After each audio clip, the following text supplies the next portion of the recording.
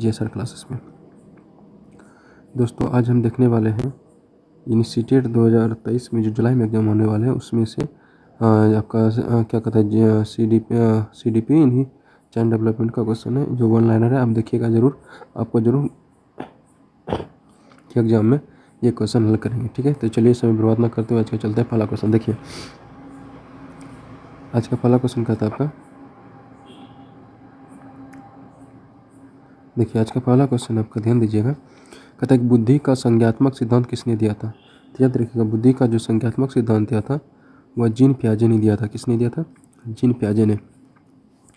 अगला क्वेश्चन है, बुद्धि का संवेगात्मक विकास का सिद्धांत किसने दिया। तो याद रखिएगा, यह बुद्धि का संज्ञात्मक सिद्धांत किसने दिया और बुद्धि के संज्ञात्मक विकास का सिद्धांत किसने दिया था? तो गोलमैन ने। किसने दिया था? गोलमैन ने। ठीक है, अब चलते हैं अगला क्वेश्चन। देखिए अगला क्वेश्चन है 3 नंबर, कहता है कि बुद्धि का क्या कहता है कि बुद्धि का संरचना सिद्धांत किसने दिया। तो याद रखिएगा, बुद्धि का जो संरचना सिद्धांत था वह आइजैक ने दिया। किसने दिया था? आइजैक ने। किशोर की सबसे नाजुक एवं संवेदनशील समस्या क्या होती है। तो याद रखिए, किशोर की सबसे नाजुक एवं संवेदनशील जो समस्या होती है यौन संबंधी समस्याएं होती है। अगला क्वेश्चन देखिए, अगला क्वेश्चन 5 नंबर क्वेश्चन कहता है आपका कि मानव विकास की किस अवस्था के बाद व्यक्ति परिपक्व हो जाता है। तो किशोरावस्था के बाद। किस अवस्था के बाद?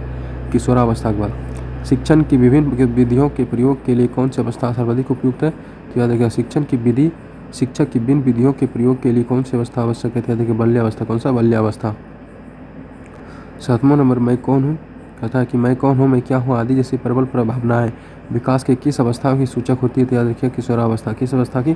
किशोरावस्था की। विकास कभी न समाप्त होने वाली प्रक्रिया है। यह विचार किसके सिद्धांत से संबंधित है। याद रखिए, विकास कभी न होने वाली प्रक्रिया यह विचार जो सिद्धांत पर निरंतरता का सिद्धांत से। किससे? निरंतरता के सिद्धांत से। 9 नंबर क्वेश्चन कहता है शिक्षा मनोविज्ञान क्या बोलता है। शिक्षा मनोविज्ञान का एक विज्ञान है। यह किसने कहा था? मानव व्यवहार का। किसका था? मानव व्यवहार का था। विकास प्राणी में प्रगतिशील परिवर्तन है जो निश्चित लक्ष्यों की ओर निरंतर निर्देशित होता रहता है। यह कथन है ड्रेवर का। किसका? ड्रेवर का सिद्धांत था।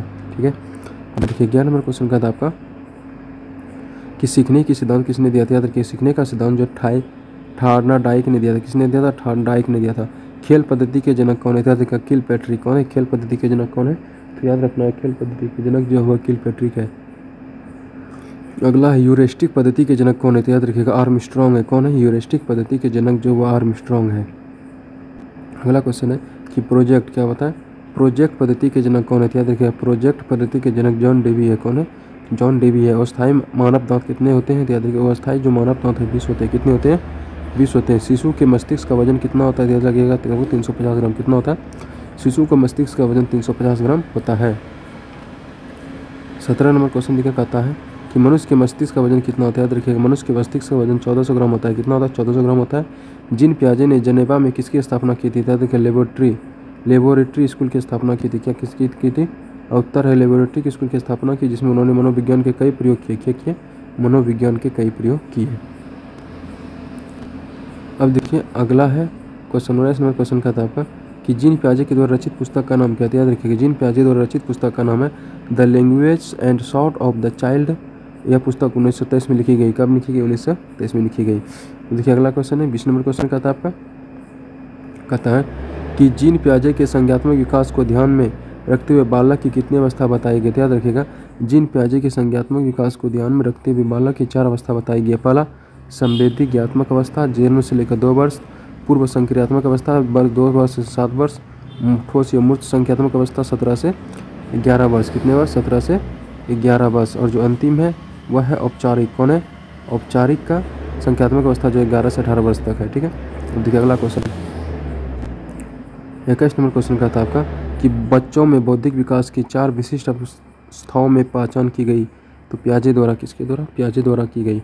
विकास कभी न समाप्त होने वाली प्रक्रिया विचार किसके से संबंधित है। कल भी क्वेश्चन आया था दोस्तों, निरंतरता का सिद्धांत। किससे? निरंतरता का सिद्धांत से संबंधित है। 23 नंबर क्वेश्चन कहता है कि प्राथमिक स्तर पर एक शिक्षक में निम्न में से किससे सबसे महत्वपूर्ण विशेषता मानना चाहिए। तो धैर्य एवं दृढ़ता। किसका? धैर्य और दृढ़ता का। उत्तरावल्यावस्था में बालक भौतिक वस्तुओं के विकास आवश्यक तत्व में परिवर्तन समझने लगते हैं। यह कथन है द्रव्यमान संख्या और क्षेत्र का। किसका? द्रव्यमान संख्या और क्षेत्र का।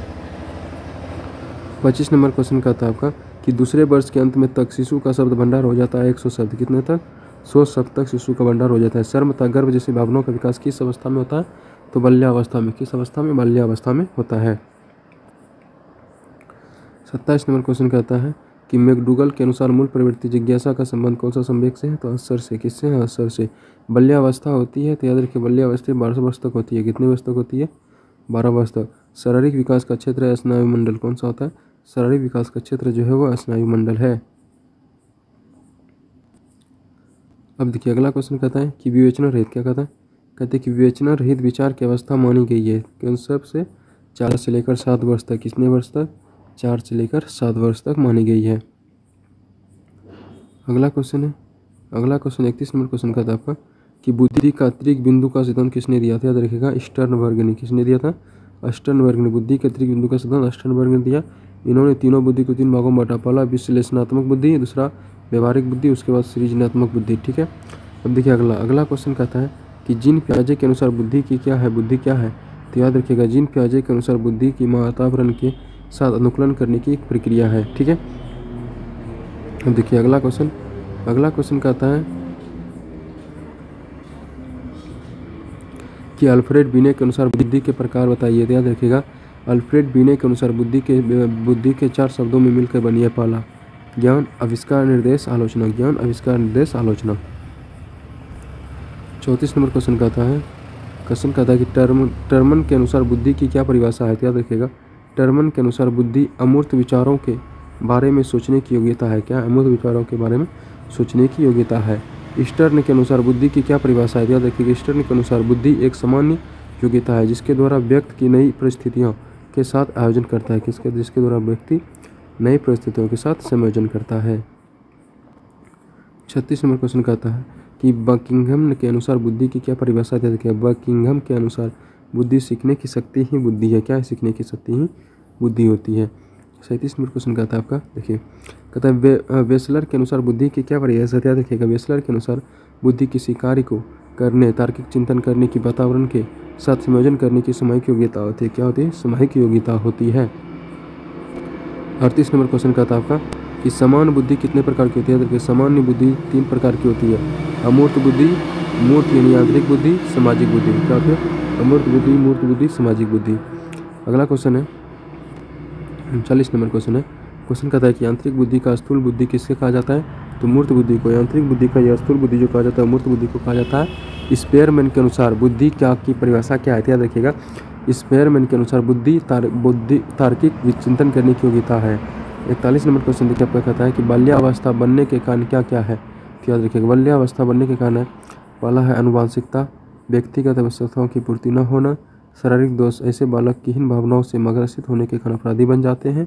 घर का वातावरण अशुद्ध होना, कुसंगति के कारण होना, दादा दादी का अधिक लाड़ प्यार होना, ये सब अवस्थाएं हैं।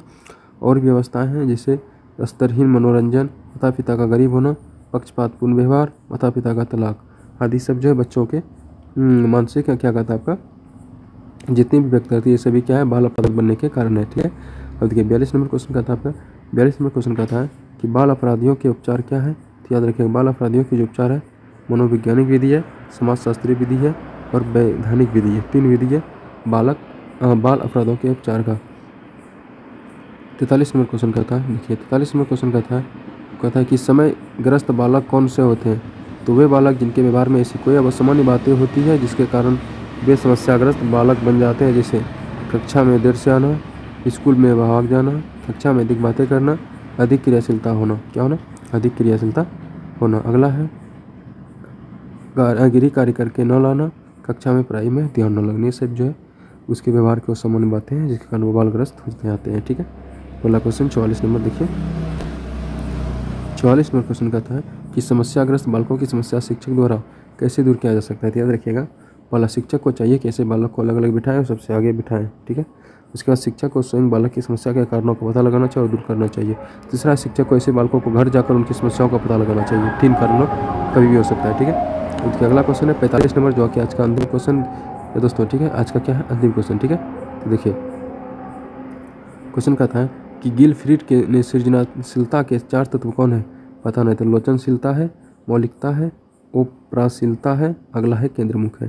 तो दोस्तों ये थे हमारा कुछ 45 क्वेश्चन CDP के जो आपको अच्छा लगे हैं ये अच्छा लगा तो इसको लाइक कर दीजिए, चैनल को सब्सक्राइब कर लीजिए ऐसे ही वीडियो पाने के लिए। थैंक यू, मिलते हैं अगले वीडियो में।